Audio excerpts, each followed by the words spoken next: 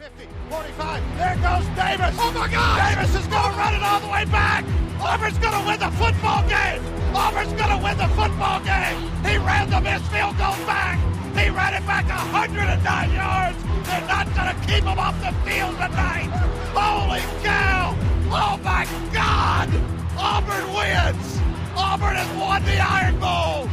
Auburn has won the Iron Bowl in the most unbelievable fashion you will ever see. Oh, welcome in, everyone, to a brand new edition of the Dream Wager, episode 624. I am your host, Dan Rockford, and I'm joined once and always by my co-host, Elvis Acosta. E, how we doing today, kid? Busy, huh? Busy. Dog just started barking. Perfect timing, like always. Yeah. I don't know why. He's like sync now, and he's going crazy. So I'm pretty sure they get home around 5, and then they let him out, and then it gets crazy because we usually start the show around 5.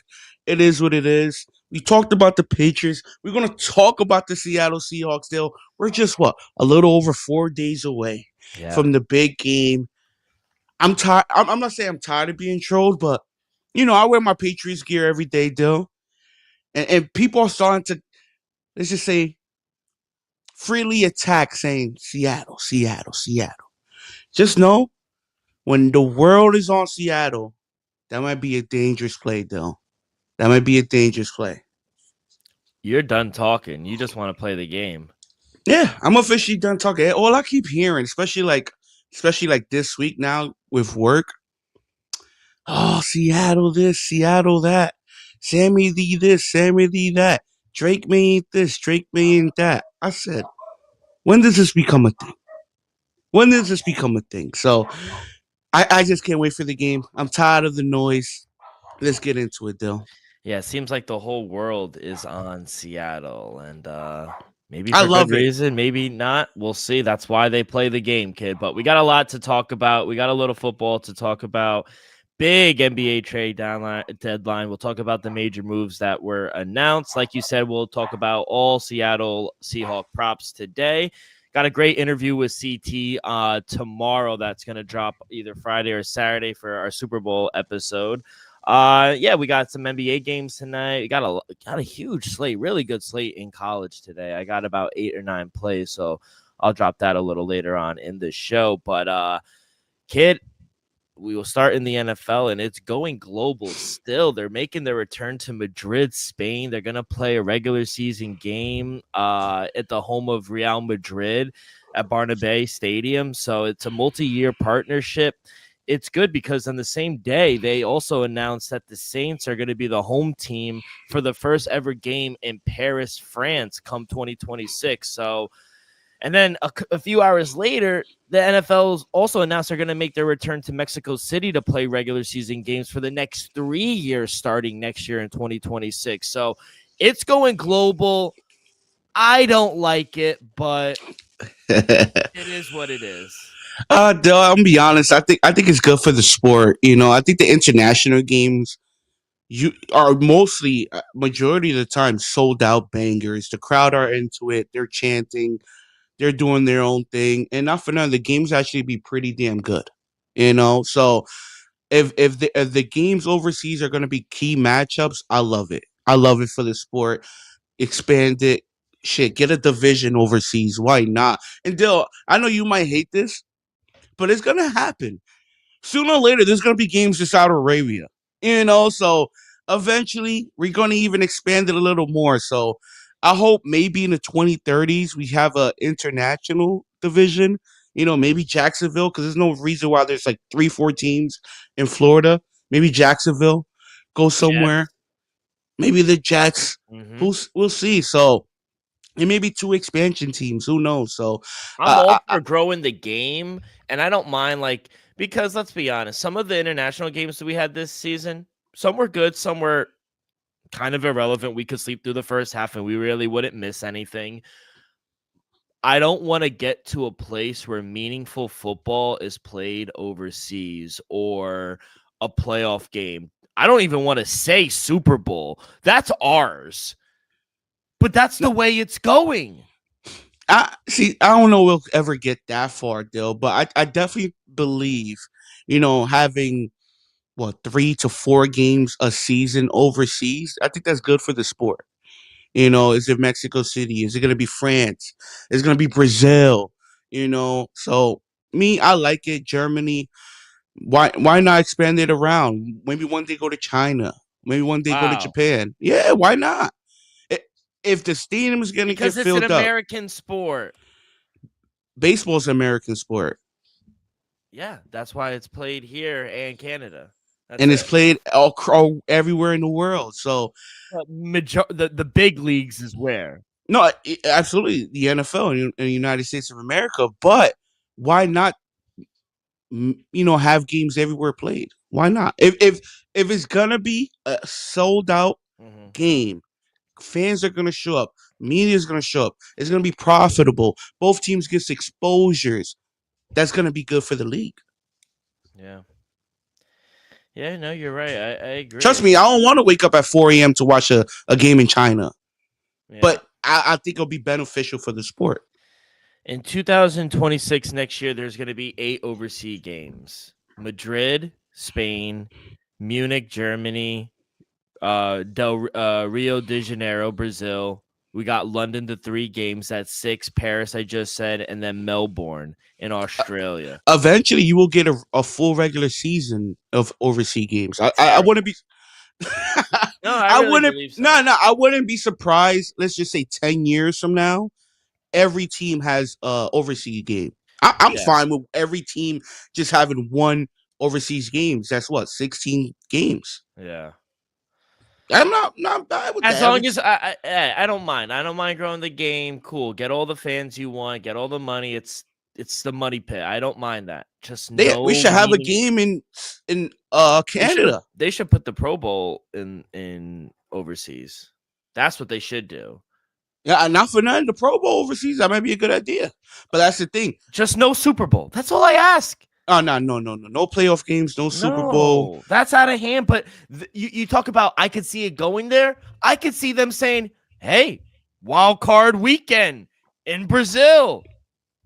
The only way that will be possible if like if we have an expansion team Yeah, and they won the division won, and they that's but the only that's the way. problem then. You see, you open up this Pandora's jar, and then we're out here playing in December in Paris. I'm sitting there like, what? Then you got to change your whole schedule around. It's tough, bro. The time I get confused with the time zones.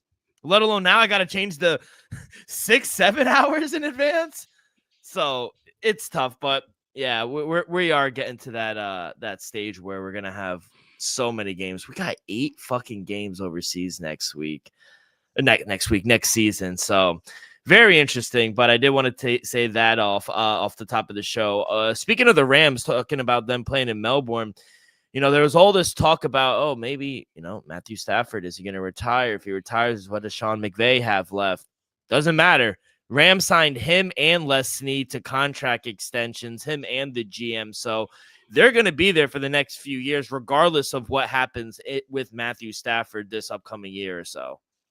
I like it. I think Sean McVay at least proven he's one of the best offensive play callers, if not one of the best coaches in football over the last 7 seasons, 8 seasons he's been a coach, whatever, for the Los Angeles Rams. I think it's a great move. Why not lock up? So far, I think he's on a Hall of Fame trajectory. I'm not to sound, Yeah, he controversial. I think he is. From a head coach's standpoint, 2 Super Bowl appearances. No, what, 3? No, yeah, 2 Super Bowl 2. appearances, Yeah, 1 win, 2 AFC championship, NFC championship games. So, and not for nothing, if Matthew Stafford is back next season, they have a chance to compete next year and compete for a Super Bowl. So I think Sean McVay is one of those young minds, still young, that you want to keep around your franchise for years to come. I think he could be like a Mike Tomlin. He could be like a Bill Belichick. He could be like a Harbaugh, a 20-year plus coach. So I think it's a great move for the Rams to keep that core together for as long as possible. We got Chaz Rosenhart, 22. Any props for Knicks Nuggets? Yeah, we'll get to that in just a little. I'm assuming Elvis will have a play in that game. But yeah, no, I agree. They're definitely future Hall of Famers, and they don't really care what moves they have to make. They're all about winning, and they're just a piece or two away. We'll see what happens with Matthew Stafford. My inclination is he will be back. I don't think Matthew Stafford, especially the year he just had. We'll see if he wins the MVP. I don't think he goes out like that. I really don't. So I think he comes back, and as long as you have Matthew Stafford, Puka Nakua, you guys are going to be good for a while. So, yeah, I think that was the right move, locking them up as well. And it was weird because Jonathan Gannon, he got the Packers DC. I forgot to mention that with you and Joey on Sunday. And it's crazy because Jonathan Gannon becomes a new DC for Matt LaFleur, while Matt's brother, Mike LaFleur, takes over the new Arizona job. So it's funny, but you think Jonathan Gannon's a better DC, and you think he'll have success up in Green Bay? We have him have success. We saw him have success in Philadelphia. I think there's no doubt that he could coach up a defense. It's just Arizona was a tough spot to begin with. Let's just be honest. We saw him. I think he started the season 4-0, 3-0, something like that. Injuries happened, and what happened? The season got derailed quick. So I think he can still coach up. I could see him as a head coach down the road, but I think this is another great move. I think Gallon could bring something to the team, to the organization that they might be missing. So in my opinion, another great move. Uh and not for now, I think Gallon possibly might fit that realm of he might be a better coordinator than a He has possible Minka head coach. Parsons. Like like I am very interested to see what he did, and you saw what he did in Philadelphia. They won a Super Bowl there. Now you go and you get when healthy, what would you say, a top 10-ish defense? At times they were looking like a Yeah, top five defense this year. Especially 100%. through week like after that Cleveland game, even during the Cleveland game, honestly. But from like week 4 through week 10, Green Bay, till Parsons got hurt, Green Bay was looking like a top five defense. 100%, especially when they're all healthy. It was awful the way Minka went down, but yeah, I agree. So, yeah, hopefully he has success there. I just thought it was funny. He goes up to coach with Matt LaFleur while Mike takes his job. I just thought that was funny. We get Ravens. Jesse Minter gets his DC. They hire Anthony Weaver as their new DC. Weaver, he actually was working in Baltimore from 2021 to 2023. He was like an assistant head coach with John Harbaugh. Then he was one of the finalists in that Arizona and Pittsburgh. But ultimately, he gets passed up and he lands a job as the DC back in Baltimore, where he has some familiarity there. Do you like this move for Baltimore? Yeah, to me, they had to bring something in because let's just be honest. I understand they dealt with a lot of injuries, but they were at points this season. They were that was the worst secondary in all of football. We saw it for multiple weeks. The defense was the issue for majority of the season. Yes, they dealt with injuries, but the defense was horrific this year. Honestly, one of the worst defenses we've seen in recent history from the Baltimore Ravens. Honestly, so I think it's a good move. It's a great hire. You had to bring something different, especially with Munkin gone, Harbaugh gone. So I like the culture switch, and hopefully he could bring that defense back to Yeah. what it once was. Maybe not the 2000 Ravens, but if they could be the Ravens that they were just 2-3 years ago when they reached the AFC Championship game, watch out. Yeah, and they have, speaking of Minka Parsons, you know what the Ravens have? They have the best safety in the league in Kyle Hamilton. So they have some pieces as well. And honestly, we've known Baltimore, great defense. That's what they're known for. But the last few years, that's what they've struggled at, surprisingly. So you go out and bring Anthony Weaver, a guy who has some familiarity in the organization. I like the move. I do. And with Jesse Minter, he's a defensive minded head coach. I think both of them, two minds together on the defense. I think we're going to see a step up from that defense this year. Hopefully. All right, okay, let's get into it. Massive couple days here in the NBA with the deadline. There was a lot. I just really, some were obviously not as important, but we're going to talk about the big ones Memphis Grizzlies, they traded Jaren Jackson Jr. They traded a bunch of guys, Vince Williams Jr., John Kennard, Jock Landry as well, to the Utah Jazz for Walton Clayton Jr., Kyle Anderson, shout out Jersey, Taylor Hendricks, George Yang, and 3 first rounders. And so Memphis, they created $28.8 million deal. They clear up all that money. They're essentially saying we are rebuilding right now. And I think Ja didn't go, but watching the offseason, I think he's gone too. Yeah, I think John is definitely gone this all season. Don't get me wrong. Not surprised Jared Jackson Jr. got moved. Kind of surprised that the Utah Jazz made the move. I think Jared Jackson Jr. could have easily went to a playoff contending team and possibly could have promoted them to a championship contender. So I'm kind of surprised that some of these playoff teams wasn't more aggressive. But shout out to Utah Jazz. You're trying to build something there. So when you add a defensive player of the year in Jared Jackson Jr., I think that's a plus. Now, can the guys that's already there, can like the marketings of the world and those guys get a little more healthier and then compete next season? We'll see. They have a tough with cap space. I understand they just gave up 3 first-round picks. They should still have a ton of picks, not for nothing, because they're always wheeling and dealing out there in the West Coast. So shout out to Utah Jazz. I love the move by them. I think Jared Jackson is a hell of a player. I'm just surprised a playoff caliber team didn't make that move.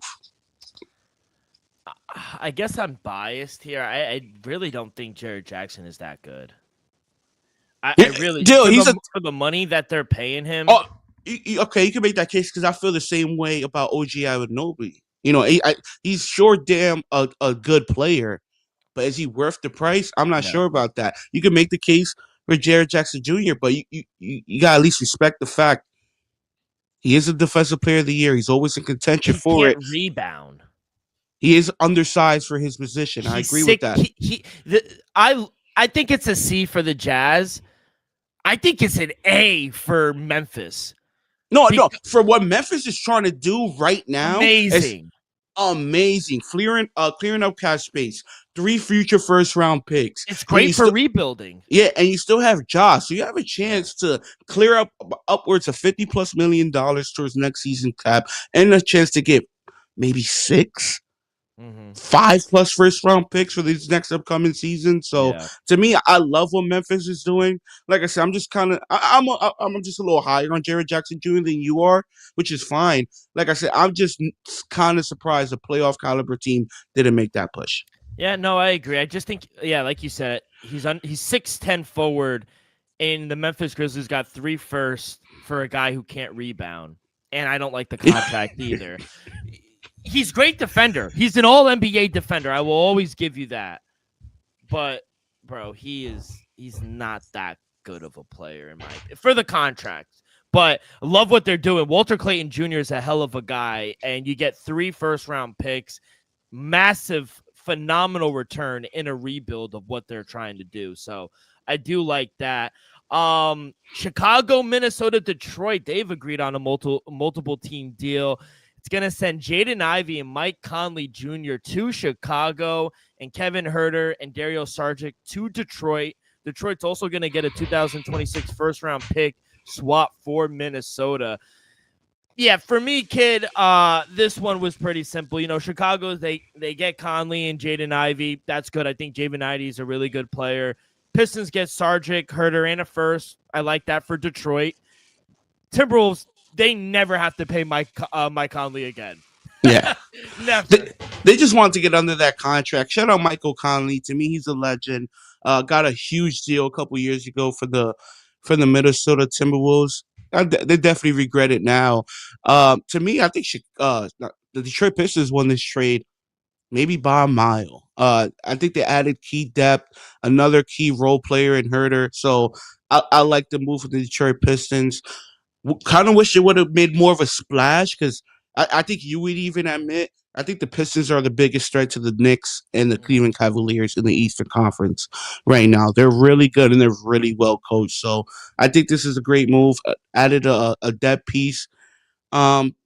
just wish they would have made a more aggressive move because honestly, the Pistons are a much better team than anybody thought they'll be. And we know with all the injuries in the East, this might be the only opportunity. We'll see. I could We'll be see. wrong, Yeah. but the East is wide open this year. I'm not sure about next year. By the way, I forgot the Grizzlies actually got 7 first-round picks for Desmond Bane and Jared Jackson Jr. So you're gonna have 10 plus picks if you get rid of Ja. I have no idea how they pulled that off, but that's an absurd return.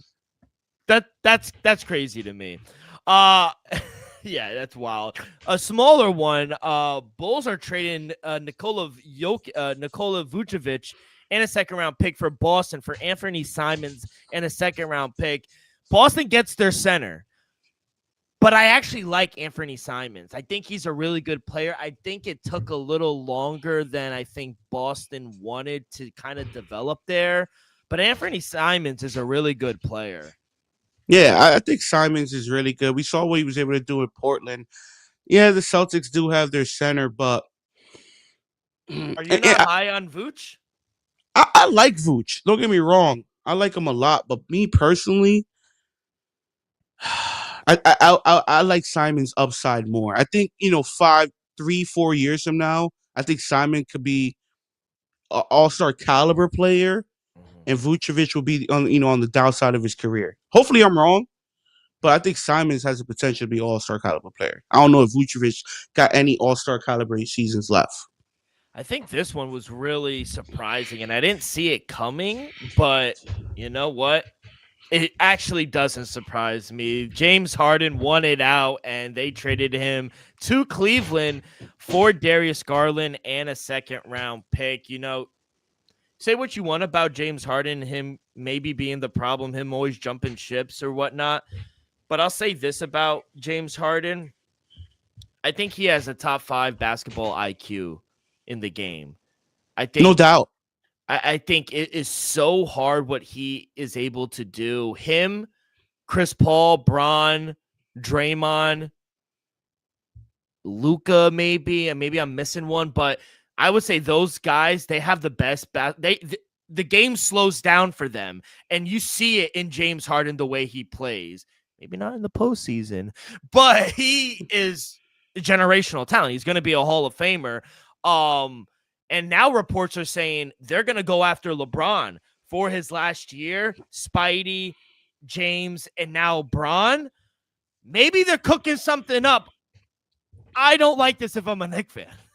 I'm be honest, I love this for the Cleveland Cavaliers. To me, you adding James Harden, I understand he does have some playoff woes.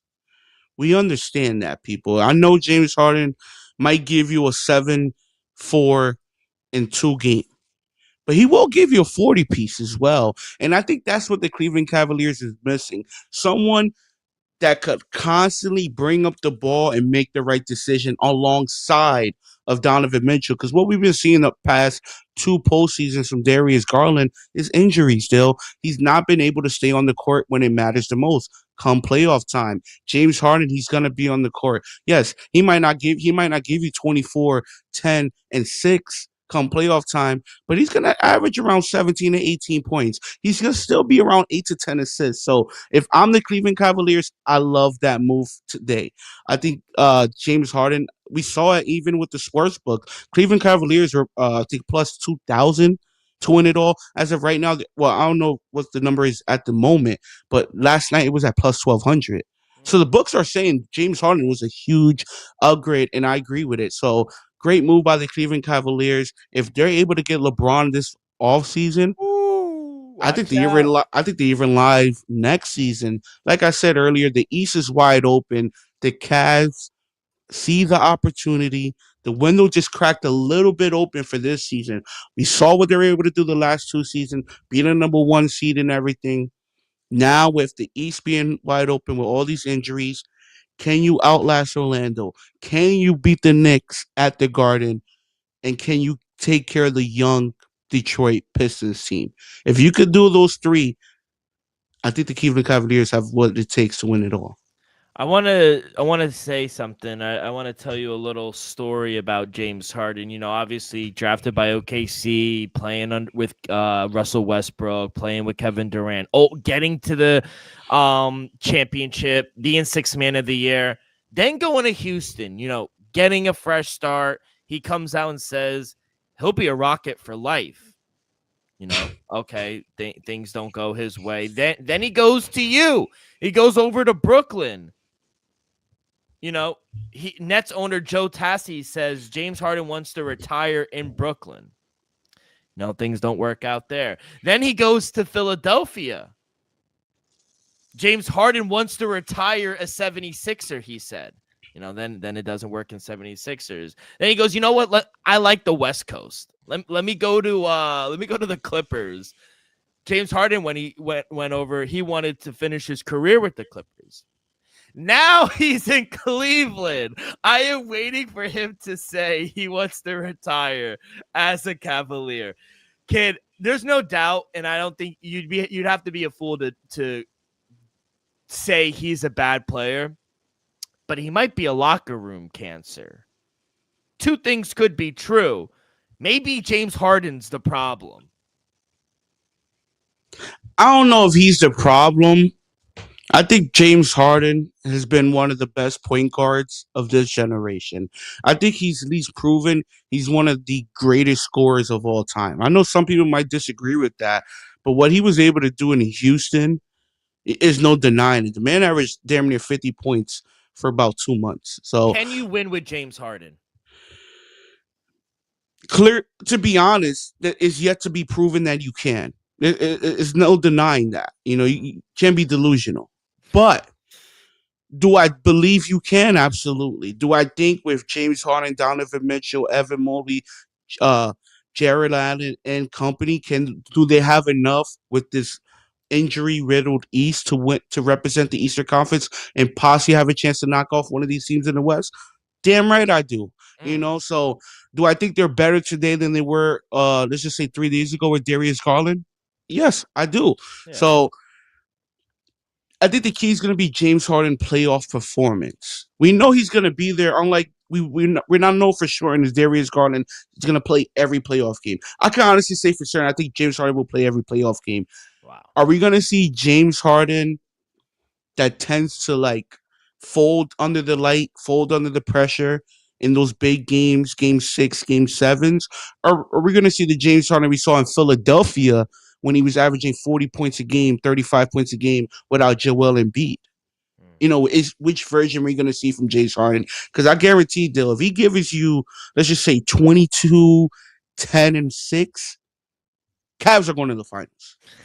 If he averages less than 16 points a game, I'm not sure about that. That's a big if, and we will see, because they're definitely going to be in the postseason come a few months. And then today we had some big news as well. Dallas Mavericks are trading future Hall of Famer, 10-time All-NBA All-Star Anthony Davis, Jaden Hardy, D'Angelo Russell, Dante Exum to the Wizards for Chris Middleton, AJ Johnson, Mikael Branham, Marvin Bagley III, 2 first-rounders and 3 second-rounders. All I have to say, kid, about this one, Nico Harris needs to be tried for basketball war crimes. He traded Luka Doncic and Anthony Davis just so Anthony Davis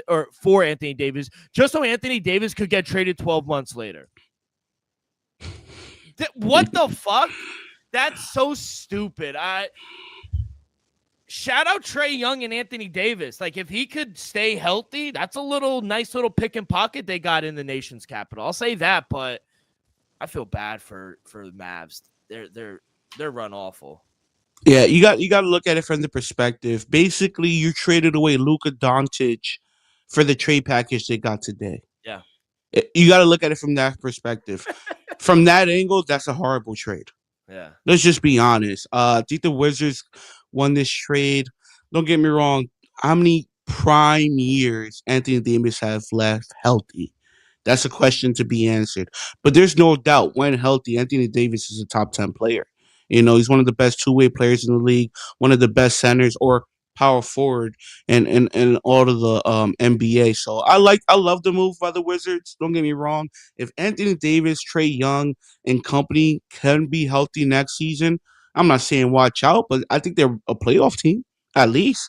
At the bare minimum, they'll be a top six, maybe a playing team. So I like the move from the Wizards.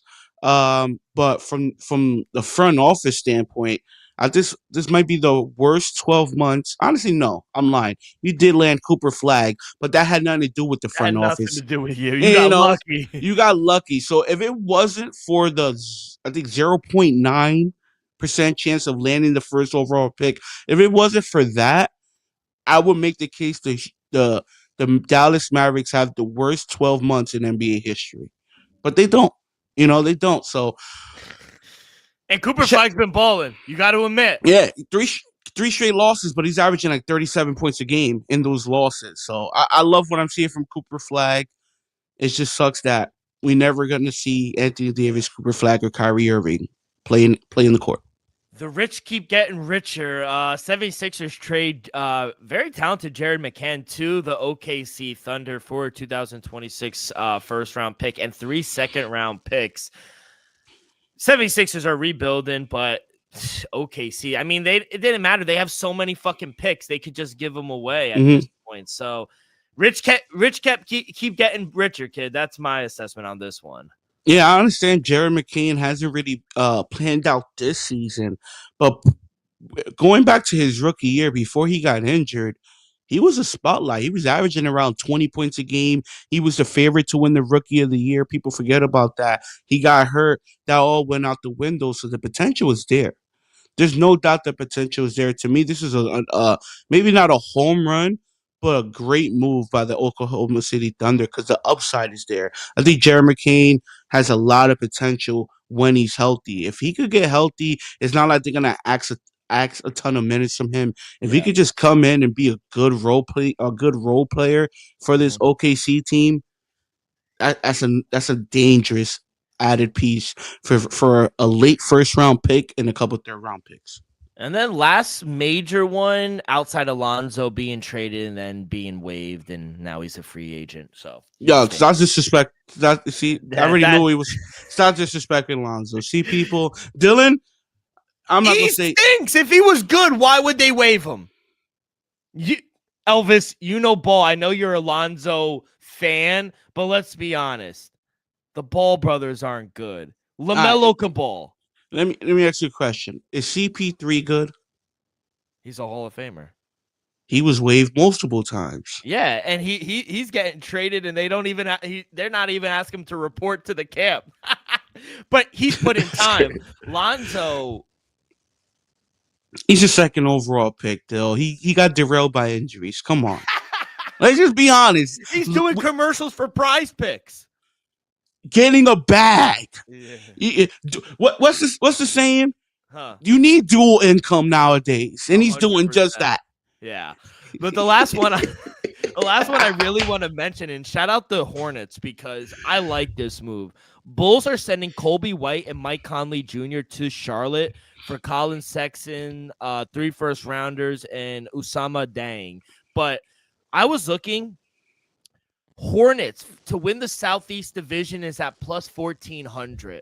They've won. Yeah. Wait. What I told you last week, Dale. Now you're looking at numbers. I'm looking at numbers. 7 straight wins. They're only 3.5 games back. They just turned Colin Sexton into Colby White. They have a really easy schedule moving forward. Watch out. Plus 1,400 to win the division. I don't hate it. I don't know about winning the division, but to make the playoffs, I think the Charlotte Hornets are definitely live. Like you said, won 7 straight games. They have an easy schedule. Now LaMelo's playing at a high level. Brandon Miller playing at a high level. Now you add a guy who could give you 15 plus points a game in Colby White. I love this move. Yeah, I love this move by the Charlotte Hornets. They got better today, and they're one of the hottest team in all of basketball. Yeah. Kind of funny to say. Shout out the fucking Hornets. So I like the move. Hopefully they could build off this. Maybe they could add a piece or two this offseason because I know they have a ton of cap. But you can't kind of surprised, but Charlotte might be a playoff team after this move.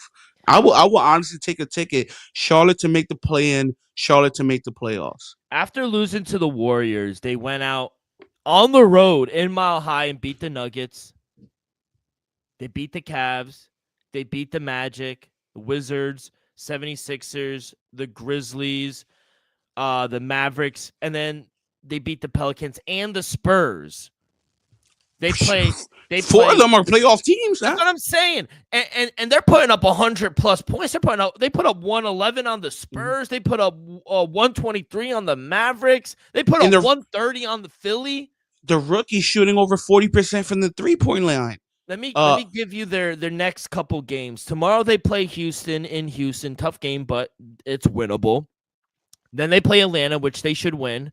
Then they play Detroit, a tough game, but then they play the Hawks, Cleveland, the Wizards, the Bulls, the Pacers, the Trailblazers.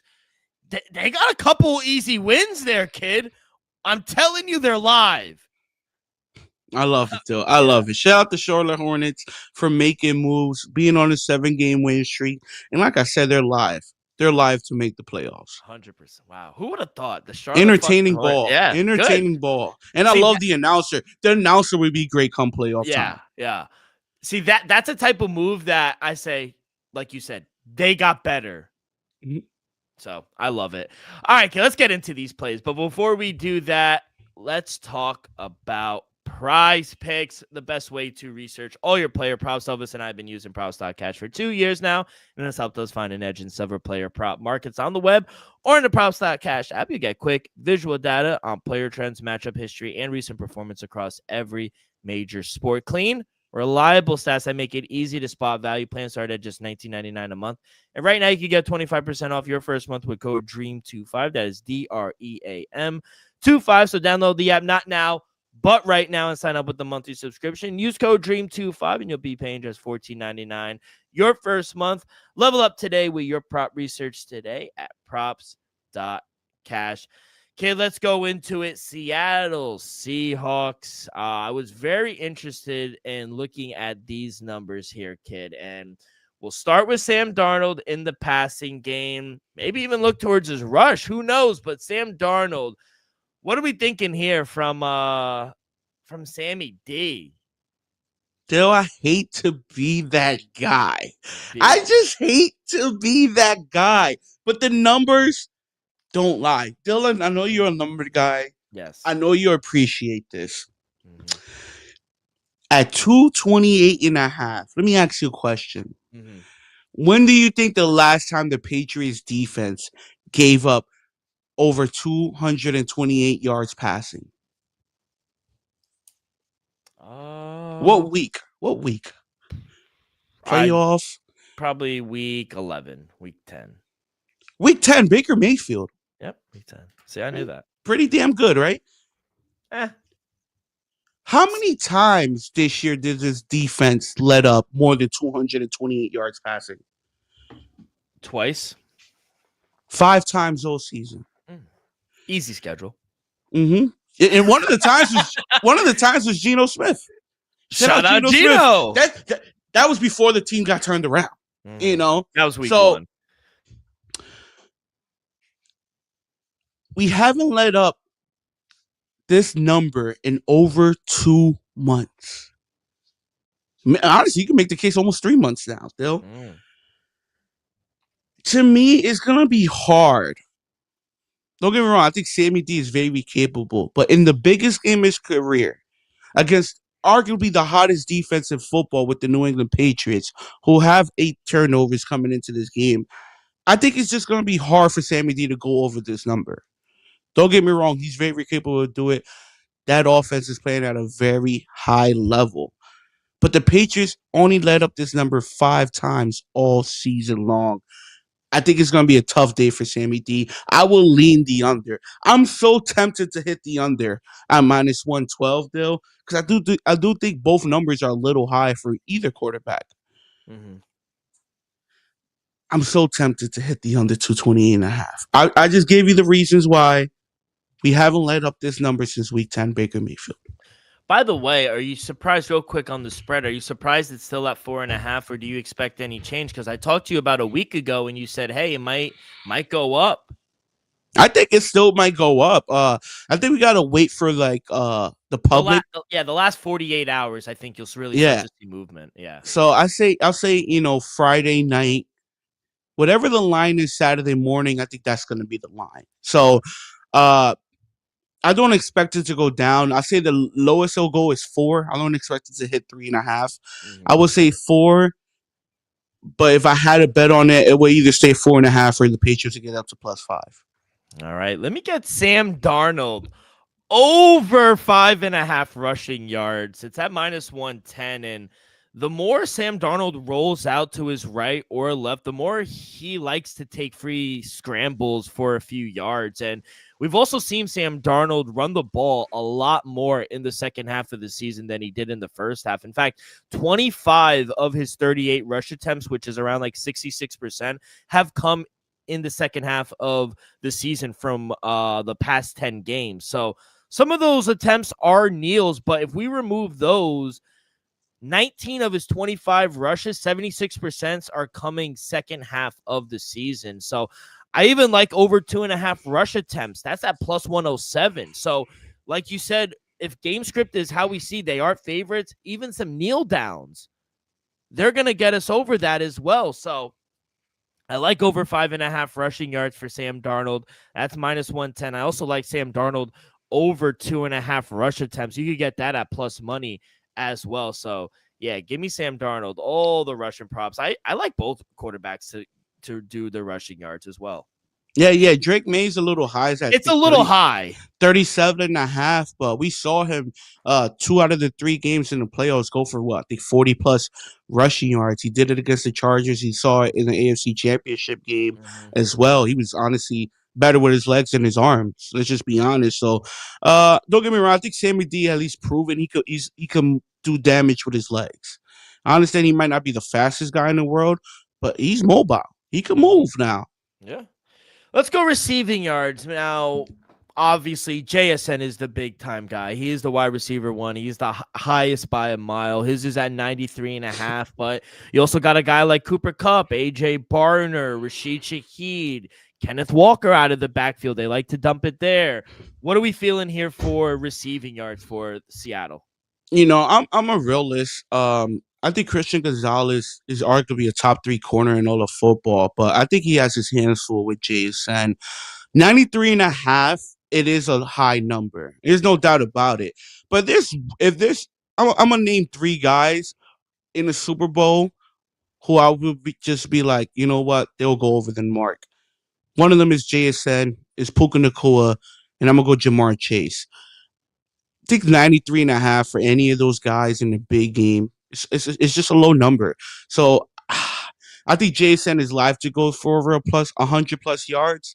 Don't get me wrong. I think one of the key things to victories, if Jason, let's just say for example, there was held to under 75 yards, I think there's no way the Seattle Seahawks can win this game. If JSN doesn't have, let's just say, I'm not saying he's gonna have, the Ohio State championship game, but if he has another what he had in the NFC Championship, 9 catches for 153 yards, the Patriots are gonna lose the game with a touchdown. So I think we need to contain him, but 93.5 yards is doable. So I will honestly like the over just because he could hurt us with just one big play.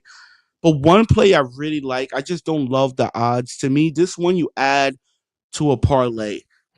Give me Cooper Kupp over 2.5 receptions on -172.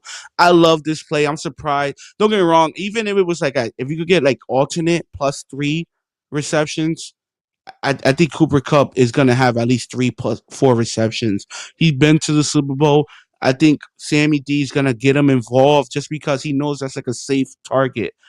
Cooper Kupp ain't going to put the ball in danger. He's going to get the first down. He's going to get down. You got your big plays with Shaheed and JSN. I think Cooper Kupp is going to be more of the first down, more of the reception wide receiver. So over 2.5 at -172. To me, that's a great add to any parlay. Yeah, I don't mind that as well. I'm going to take Kenneth Walker here. I mean, He is the sole running back. Yes, you got the George Halani guy as well. He's filling in for Zach Chardonnay, but Kenneth Walker, the postseason he's had has been phenomenal. Even last game against San Francisco, his receiving yards is at 20 and a half. He's averaging 28 on the year. Give me the over. He's gone over this in 4 of his last 5 games. He had 64 against the Rams in early December. Then week 18 against San Francisco for the division, he had 36. Then they play San Francisco again after the bye. He had 29. Then they play LA, all good defenses. He had 49 last week receiving yards. I think the way they structure it, the way Clint Kubiak, they like to get quick passes, get the ball out. We know they have a good pass rush, New England. They're going to swing him out. I just think 20 and a half is absurdly low with the amount of volume he's been able to get as well. So yeah, give me Kenneth Walker the third over 20 and a half receiving yards. That's one of my favorite plays for Seattle. Maybe rushing or touchdown. My next one's a touchdown. If you have a touchdown for Seattle, go for it. I have a touchdown for Seattle next, which I'm going to throw out. But what do you like next for Seattle? For a touchdown, you want me to throw out the touchdown? Anything you like. I'm just saying I have that next. Let's go. You have a rushing prop? Mm-hmm. I did Sam Darnold. Oh, you did Sam Darnold. So I'm gonna go my rushing prop.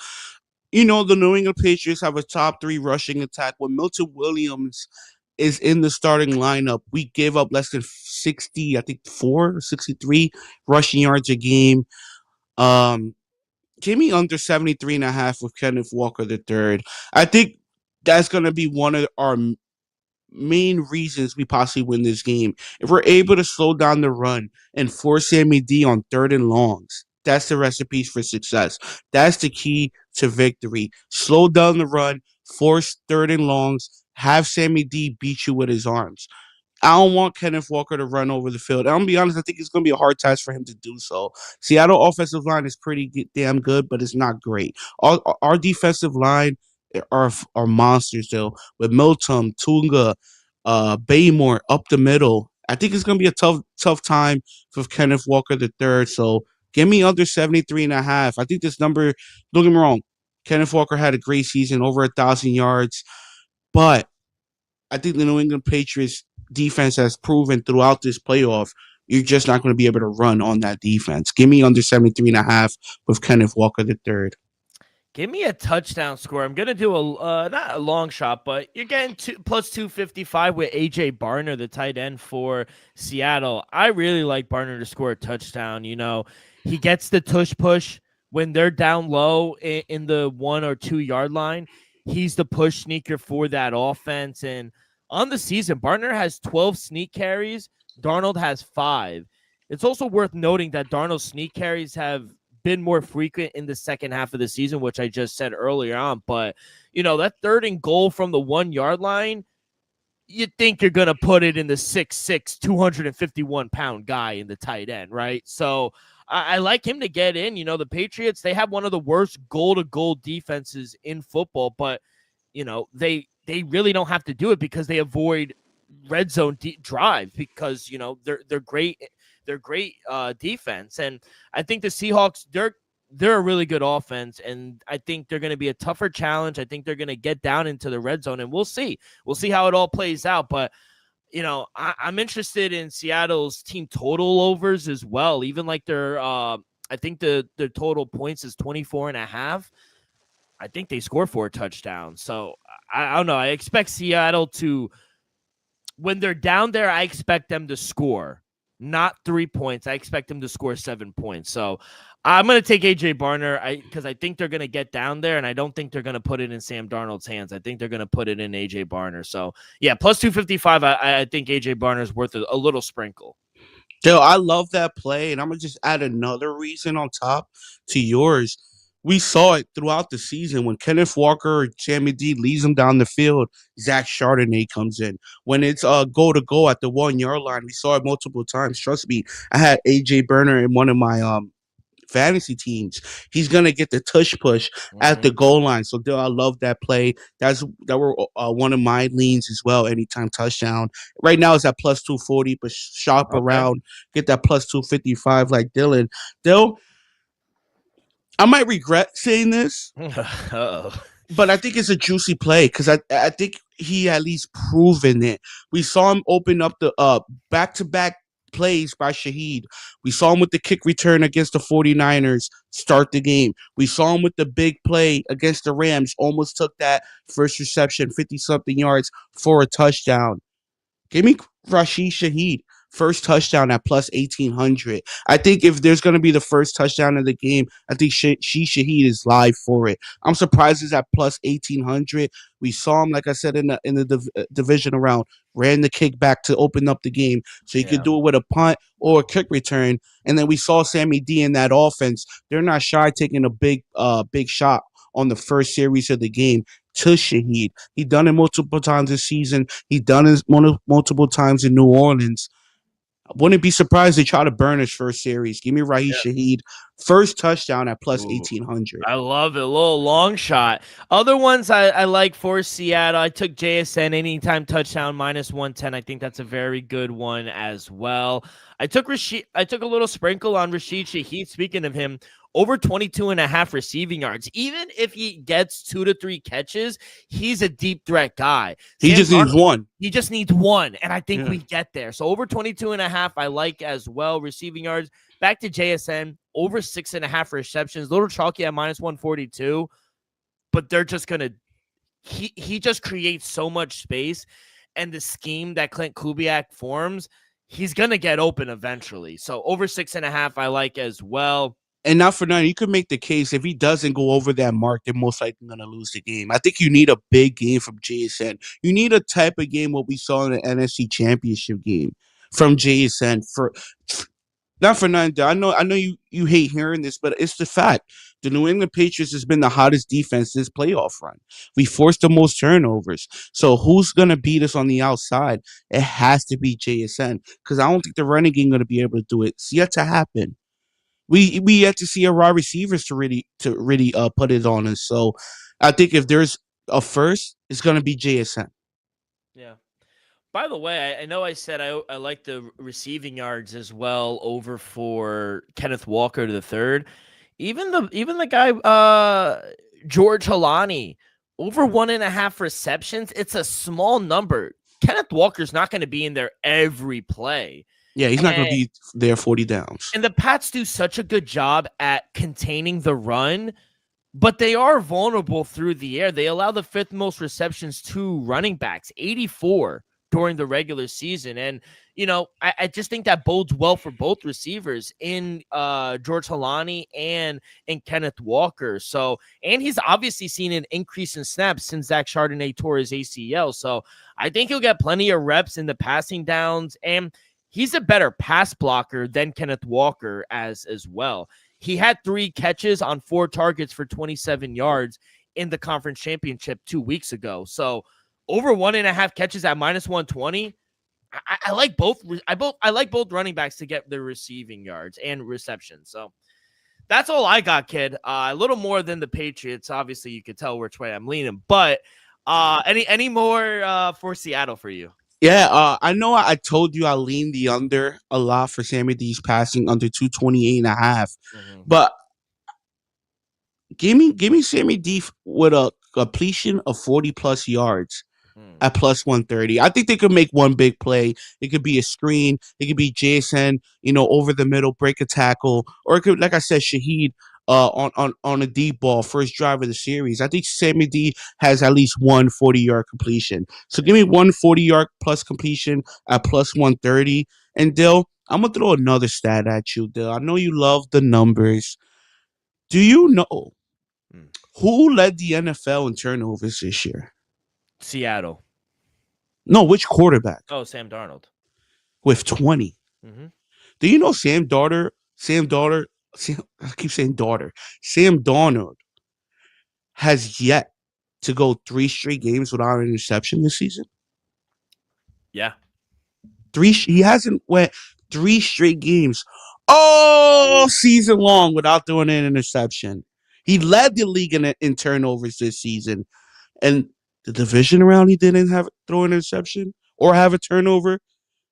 In an NFC championship game, he didn't have a turnover or throw an interception. This has locked potential.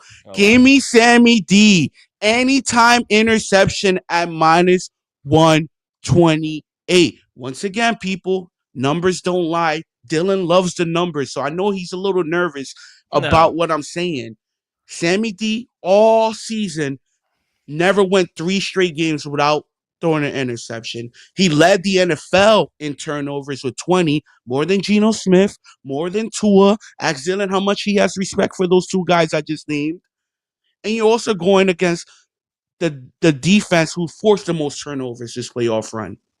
Like I said, lock potential. Sammy D, anytime interception at minus 128. And Vegas agrees with me. It's minus money. Until Sunday. One more that I just looked up on. Real quick, though. What's your honest take about that? Because your boy looked up some numbers and did some homework. I agree. I know you appreciate when I do some homework. No, I love numbers. I agree that it is probable, but at the end of the day, the result is going to be the same. A Seahawk dub. And that's I can't wait. Can't wait. That's all I wait. You, the public. I can't wait. Hey, the public wins sometimes, right? They haven't yet this playoff run against the Patriots. I have. Real quick, Dill. I can't wait. The game is on Fox, right? Or CBS? Or NBC? Chris Collinsworth is calling the game. So it's NBC. NBC, right? I can't wait. Tirico? Oh, no. How many times Patrick Mahomes will get mentioned during this? Oh my God, that's a prop bet I got. Yeah, I would definitely smash that. It's Cardi. How many times are they going to show Cardi B or mention her? Less than what Taylor Swift was mentioned over the last 2 Super Bowls. More. Less. I can't wait to the pregame broadcast when all the panel picks Seattle. When that happens, I'm smashing money line New England Patriots. So I can't wait. You're going to have all these former players, all these legendary coaches. They're all going to pick Seattle. Do you think Russell Wilson is going to be tweeting and rooting for the Seahawks? Absolutely. Hate him or love it. I think Russell Wilson is a Seattle Seahawk legend. Hate him or love him. Legend. Hate him or love him. He's a Seattle. Dylan, let me ask you a question. For our loyal listeners, please answer in the comments. Can you name me the Seattle Seahawks quarterback who won the Super Bowl? I can't. Wasn't it? Wasn't Hasselbeck. Oh, I was gonna say Hasselbeck. Yeah, no, he got there. He lost. Yeah, he lost. Shout out Matt Hasselbeck. No disrespect to Hasselbeck. Yeah. No, I can't. It's Russell Wilson. No, I know. Outside of him, I can't name you. Oh, let me see. I ain't doing no research. I don't need to. Because all I know is Russell Wilson. Most of the people listening know Russell Wilson. You can't deny it. The man went back-to-back. Russell Wilson is the only quarterback to win a Super Bowl for the Seattle Seahawks. So is he not a Seattle Seahawk legend? Do you want to retract that statement? In that regard, yeah. He might have a statue out there. See, that's all right. Let me ask you a question. Who had a better NFL career? Russell Wilson or Nick Foles? Russell Wilson. Who has a statue outside of the Link in Philadelphia? Big Dick Nick Foles. Russell Wilson will have a statue outside of the 12th man. Stop disrespecting the great Russell Wilson. Who meant more to that Super Bowl winning team? What year was that? 2014? 2013, because we beat them in 14. Richard Sherman or Russell Wilson? I'm going to say the Legion of Boom. I'm not going to say Richard solely. He's a huge part of it. I'm going to say the Legion of Boom. Shout out Adam. He goes, maybe a Dwayne Wade type statue, but that's all. Or the Cristiano Ronaldo statue. They did both of them dirty. Yeah, not for nothing. This is a great person to ask the question just because he is a Seattle fan, and I think Joy D would agree. If Nick Foles got a statue outside of Philadelphia, I'd be damned if Russell Wilson doesn't have a statue outside of Well, Seattle. we Don't know get me how wrong. The crazy Legion, Philly fans are. no, but don't get Seattle me are wrong. more relaxed fan base. Yeah, there's no doubt. I would never say Russell Wilson was the main reason they won the Super Bowl against the Denver Broncos because he wasn't. That defense played phenomenal. Percy Harvin, huge second half kickoff return at MetLife in our backyard. Yeah. Trust me, I witnessed it. That defense won the Super Bowl. Russell Wilson did a lot to get him there. You know, he did a lot to get him there, but that defense won the Super Bowl. So yes, I'm gonna give credit to Legion of Boom, not just Richard Sherman. Richard Sherman, all-time corner, but Legion of Boom, with all due respect. But Russell Wilson is the only quarterback in Seattle history to win the Super Bowl, and if Sammy D doesn't do it, Russ will have a statue. If Sam Darnold wins, who gets a statue first? It's a statue First. I say Sammy Russ D had a better year. There's no doubt about that. I don't think did Seattle win 14 games? No. I think they were the 1 seed though, because the game was there was they both home. were the 1 seed. Yeah. Yeah. Sam Darnold is better than him. He hasn't had a better career yet. Not yet. He wins this. He's going up. He's right there. There's no denying how good Russell Wilson was as a Seattle. But the Denver and New York have taken a hit on his legacy. Yeah, but you don't think, New York and Carolina took a little hit for Sammy D? No, because he was already in the trash. No one thought he was good. Now, Minnesota, Seattle, Super Bowl champ. He gets the MVP. I'm telling you, watch out. Watch out. By the way, last prop for me, Cooper Kupp, Super Bowl MVP, probably not, but he could definitely be a key contributor here. Over 3.5 receptions, plus 134 I'm seeing right now. I mean, we're on the same page. I think the over 2.5 is a great parlay adder. You get plus 134. He has the experience and his role. Obviously, ball knowers know his role has increased in the postseason. He caught 5 of his targets against the 49ers for around 60 yards. And then 2 weeks ago against the Rams, he caught 4 passes on 6 targets for 36 yards. With a touchdown. Exactly. And obviously, Patriots have a good defense. All their focus is going to be on JSN. He's one of the best receivers in the league. But, it would be wise for them not to let a Super Bowl MVP like Cooper Kupp get hot.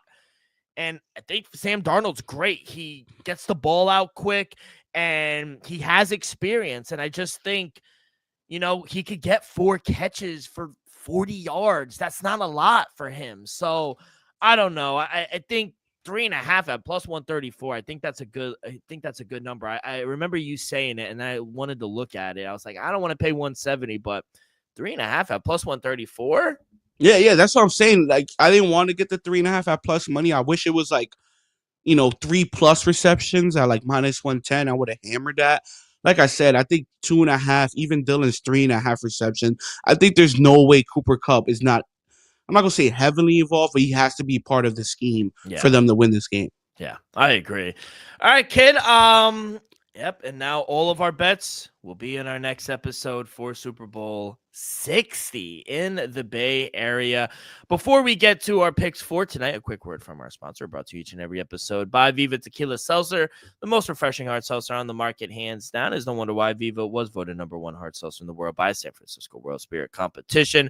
With only 88 calories, 0 carbs, 0 sugar, and a light 4.5 ABV, Viva is the perfect drink for your post-game celebration, as it was created with that active lifestyle in mind. We flavor our tequila seltzer because flavor is the spice of life, and we like our drinks to just a kick, just like how we like our lives, whether it's Huckleberry playing around the golf with the boys or an elderberry watching the NBA. It doesn't really matter. Our favorites pair perfectly with our Artisanal Blanco tequila for that subtle and refreshing drink, I believe, here at the Dream Wager and at Viva is to live long, live well, and live it up. Kid, we had a request early on in the show, and it was between the New York Knicks and the Denver Nuggets. That goes off in about 40 minutes, so get your bets in quick. 7 games on the slate. What are we thinking here for tonight? Yeah, for tonight, let's start right there with the Denver and New York Knicks game. Denver catching 4.5. Seeing some 5s out there, so shop around. I'm going to take the +5 with the Denver Nuggets. And my man's wanted a prop. We're going to give him a prop. Give me Jokic over 23.5 points at -120. We know the Stars love to ball out in the Garden. He just came back from injury. Wouldn't be surprised if we see like a nice 27, 10, and 8 game from Nikola Jokic. Maybe an upset win. Shout out the Knicks. They have turned it around. 7 in a row. Yeah. Watch out. Yeah. I think they're due for a loss still. So I wouldn't be surprised they lose this game or it's a tight one. Give me the Denver Nuggets +4.5 and give me Jokic over 23.5 points at -120. Next game, we just saw the Minnesota Timberwolves get slapped by the Memphis Grizzlies just the other day, I think Monday. Now they travel to Toronto. Give me the Raptors +105 on the money line. I'm going to take them here as a dog at home. I think Minnesota's just having to travel from Monday. Now in Toronto, that cold is hitting. Even though they're from Minnesota, it's probably a little colder in Toronto. Next game, Boston Celtics taking on the Houston Rockets. Houston is laying 7.5. I'm tempted to take the 7.5 with the Boston Celtics. Both teams winning 4 of their last 5. Houston looking like they're in good rhythm. Boston playing pretty damn good. I'm gonna take the 7.5 with the Boston Celtics. Give me AJ Brown and Kevin Durant. Might go at it tonight. OKC versus the San Antonio Spurs. Still, good game. Spurs are laying 9.5. Give me the points. I understand. I know Williams is still out. SGA is out too. Yeah, Caruso is out. So I understand why the line is so big, but this team is just so well coached. I think they're 1-3 this season against the Spurs. I think the Spurs do win, but to win by 10, not too sure about that. I think OKC can make things interesting. And then Cleveland Cavaliers taking on the Los Angeles Clippers in Los Angeles. It would have been interesting if Darius Garland and James Harden could both play in this game after being traded. I think after the trade, I think the Cleveland Cavaliers have more depth to win this game. I'm going to lay the 2.5 for the Cleveland Cavaliers on the road. All right. Adam letting us know SGA is out. He has an abdominal strain, I think, or something like that. Not for none. It's the best time, not to say for any injury for players, but if there's a time to deal with an injury, it's pre-All-Star break, pre-playoffs. When is the All-Star game? Maybe like 2 weeks. I'm going to say like 2 weeks. I don't know the exact date, but I'm going to assume between the 17th and like the 26th. Definitely before the end of the month. I know they just announced the start. Oh, it's Sunday, February 15th in California in the Intuit Dome where the Clippers play. Yeah, it's in the Clippers. And not for 9. Oh, so like 2 weeks. And we're off. I know you're probably off. I'm off as well. President's Day, the 16th on that Monday. So. Oh, yeah, I'm off. A federal holiday. Yeah. So if anything, we could do the pod Monday. Hopefully it's a good, entertaining game and we can stay up and watch it. Doubt it. What was I gonna say about the All-Star game? Oh, I saw. I heard a funny thing real quick. Quick story time real quick. Draymond Green, he was on a podcast and they go, you ever get like technicals on purpose because you just didn't feel like playing? And he laughed and he goes, one time he goes, it was the game before All-Star break. He was like, we were home against the Sacramento Kings and I got an early tech and I said, yeah, I'm out of here. And he saw the ref walk and he like yelled something and they gave him another tech and threw him out. And he was like, and I just dipped right in the locker room. I was like, I'm out. And he goes, one time. But other than that, he doesn't intentionally try to get kicked out of the game because he doesn't want to play. But I thought that was funny because he was like, All-Star break. He wants another day or so to rest. I ain't mad at him. No, I ain't either. He's generational player. Yeah, for me, kid, college hoops, we got about 40-something games. It's a really good slate. I got a few games that are about to tip off if you want to get in on it. If you're not in Jersey, Seton Hall plus 7.5. It's going against my Villanova team, but 7.5 is a lot to lay. This Seton Hall team is really good, so I'll take the points here against the Wildcats. Give me the Pirates. South Alabama plus 5.5 on the road against Appalachian State. That goes off at 6:30 as well, so get those in if you want them. 7 o'clock, I got a few games. Give me George Washington on the road taking on St. Joe's. I'll lay the 1.5 here with George Washington. I'll lay the 3 with Winthrop. Winthrop is having a really good season right now. 16-8. They won 5 in a row. Going on the road, taking on Radford. I'll lay the 3 with Winthrop. East Tennessee at home, laying 5.5 against Furman. This is a good game. Both 16-7. And both offenses could really shoot the ball. So I'm gonna take East Tennessee. Give me Colorado here, plus 7. Both teams have lost 4 of their last 5, but getting 7, I even see 7.5 out there shop around. I think they're the better team than Baylor, but on the road, I think Baylor gets the win, but I'll take the 7.5. Give me South Dakota on the road against Kansas City on the money line, minus 125. And a really good game late, 11 o'clock, Utah State against New Mexico.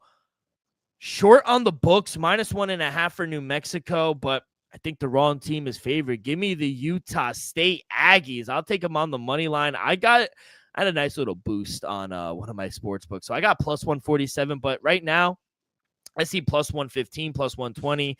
I like that. And then last game, give me Iowa, the Hawkeyes taking on Washington. They're only laying 2.5 here on the road against basically a 500 Husky team.